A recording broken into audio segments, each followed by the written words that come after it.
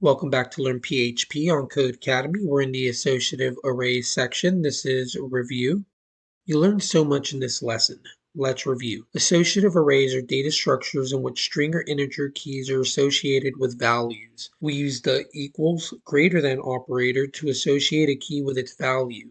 Here we have my array is assigned an associative array with the key panda and value very cute. To print an array's keys and their values, we can use the printr function. We access the values associated with a given key by using square brackets.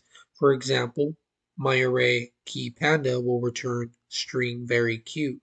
We can assign values to keys using the same indexing syntax and the assignment operator. We have my array key dog and it's assigned good cuteness.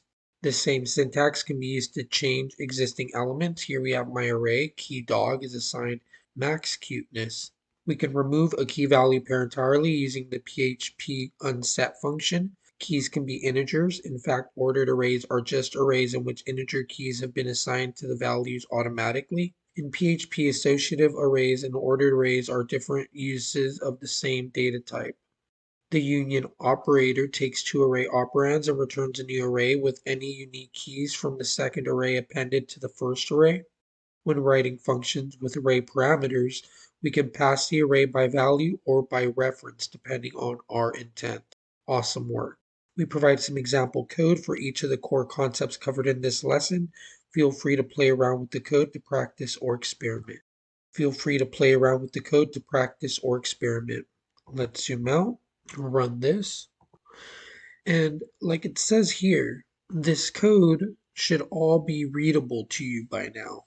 Make sure to go through each line and make sure you understand what every part is doing. It has all been covered in the previous lessons. Make sure to go over anything you don't understand before moving on, and I'll see you in the next lesson.